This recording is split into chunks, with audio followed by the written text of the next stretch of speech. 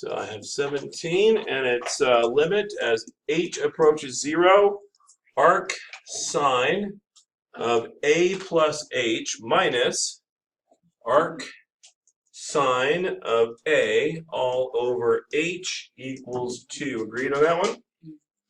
What's the following could be the value of a? So they're asking me to take the derivative of arc sine. Does that make sense? Okay, what's the derivative of arc sine? Isn't it 1 over root 1? Nice. 1 over the square root of 1 minus, in this case, it would be a squared, right?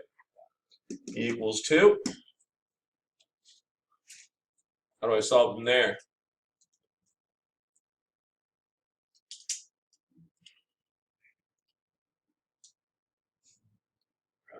And 1 minus a squared equals 1 half. Move both of them. All right. Well, I'm crazy, but I'll go with it. Square both sides.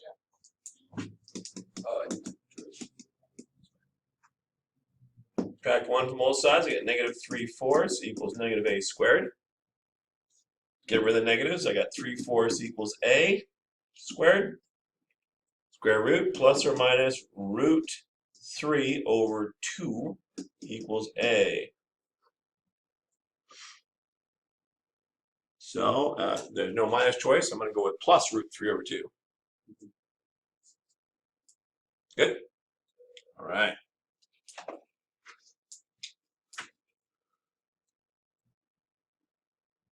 Next problem.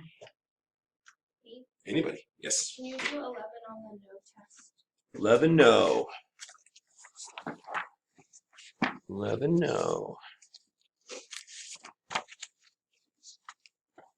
11 no.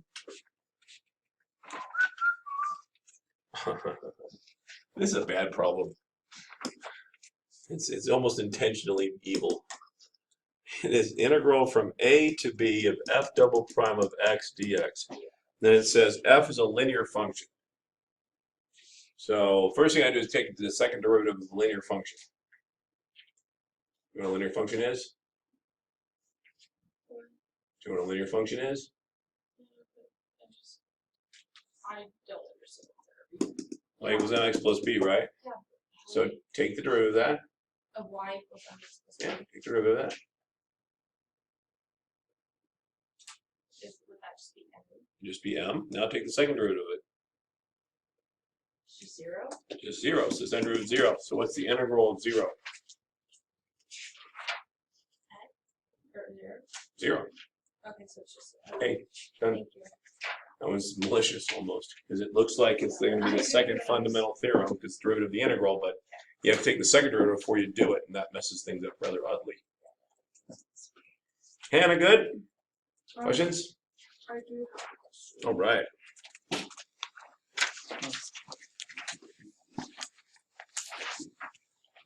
You do 82 on the red test. The red test. Red 11. Red what one? 82. 82. Red 82. So you have your calculator, right? Yes. All right.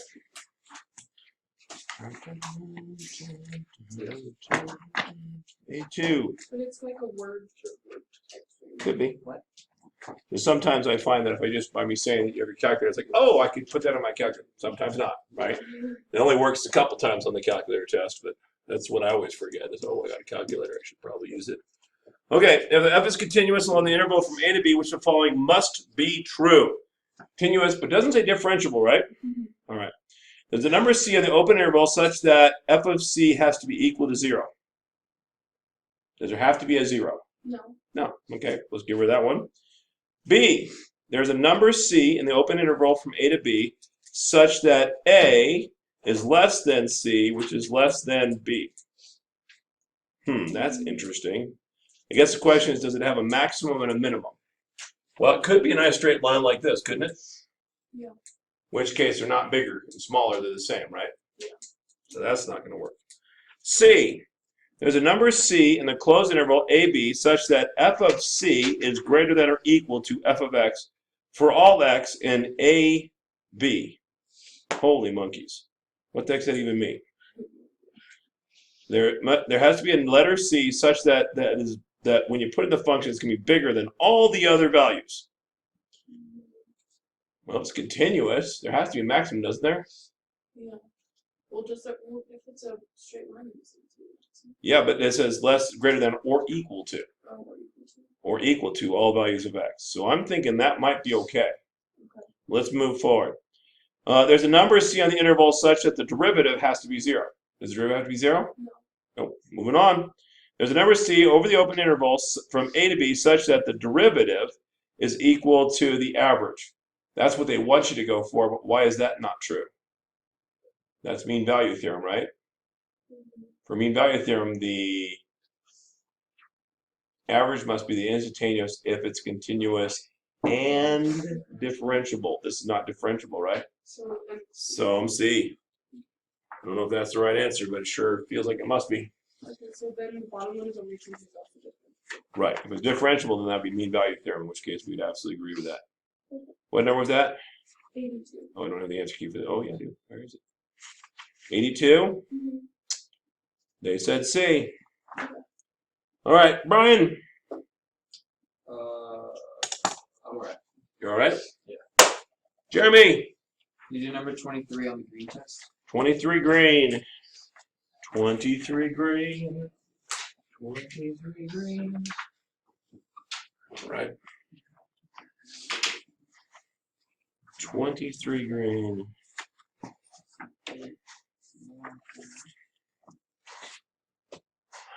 Oh. Uh-oh. It's coming.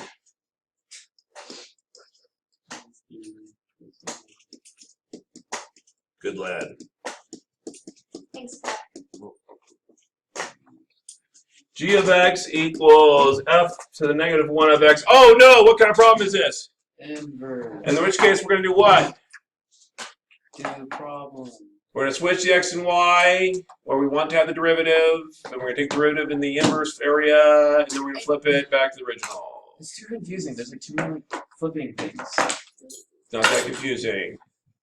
Here we go. Now we have for all x and the 0.01 on the graph of f. So that's an f land. So I got f of x has the 0.01. Right. Which means g of x has the 0.10. So far, so good.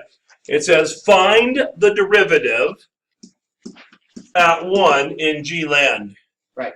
Which means I want to find the derivative of 0 in f land. And since that's my derivative, I'm going to go take a whack at that.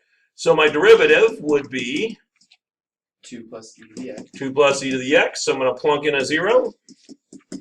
I get 2 plus e to the 0, which is 2 plus 1, which is 3.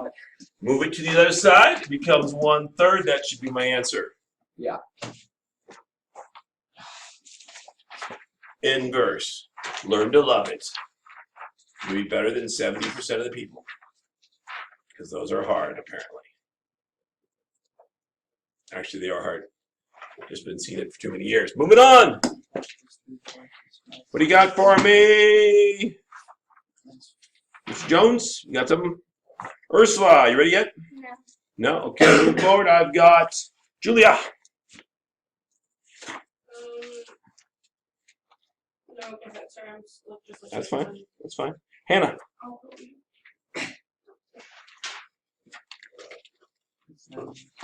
You do 83 on the red test. 83 red. 83 red. Red 83. By the way, if I change this to red, is that okay, Ursula? And orange? Yeah, I'm like really close, so I can see it. My question wasn't open. Was this okay if I do it red and orange on this board? It's better. It's okay, but it's better orange than over there. Okay. All right. It's darker. It's darker. Yeah, the red looks black to me when I'm this close to the board. I don't know what the heck you're talking about. You said 83? Yes, please. 83. I'm on the wrong page, so 83. Oh, this is a fun one. Okay. I don't know what it is, so I'm going to write completely in red just to spite you there, Ursula. Sorry. X 2.5, 2.8, 3.0, 3.1. So far, so good. And then it says my function is 31.25, 39.20, 45, and then 48.05. And it says function f is differentiable, has values for f and f prime are strictly increasing. Oh, so could you do, I mean, I don't, just, 30. would you just find the slope between the 2.8 and 3.1? Oh, I could do that, but I'm not sure what the question, why you're asking that question. Because it's not going to be a straight line, right? You can tell because the points aren't even straight, right? What you do need to read that's very carefully. The function is increasing and so is the derivative. The derivative increasing tells me what?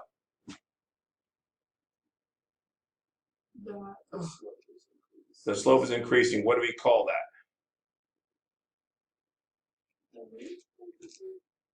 Okay. What do we call that?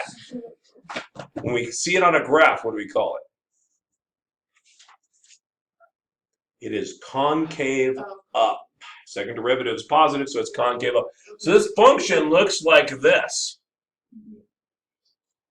So now I take a look at it and go, all right, let's see if I can make sense of that. I've got 45. I've got a slope. I got 0.3 between here and here, and I've got 8 or so-ish. So 8 divided by 0.3 would be a slope between here.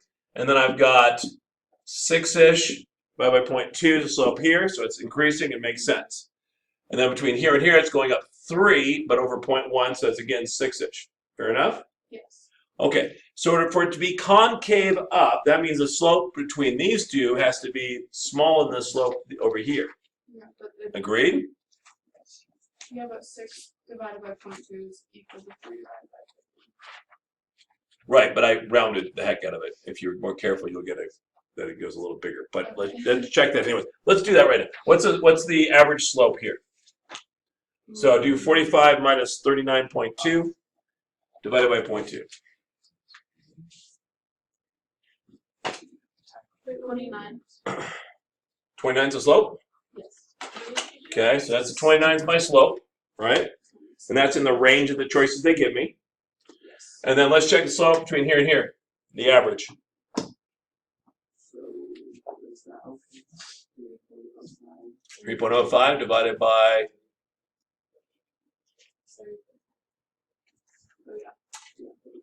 30.5. So the slope before it, somewhere in there it's 29. So it has to After be, it, it's 30.5. it has to be in between them. It has to be between those two. What is the one choices between those two? 30 indeed. And that's if you round it. Well, that doesn't round. Then you must have got, they shouldn't have done that for you because that's way too nice. Because they're expecting you to notice the concavity and say, slope here is less, it's a little more here. What's it in between? It's supposed to be those two. Okay. All right. I gotta hit save.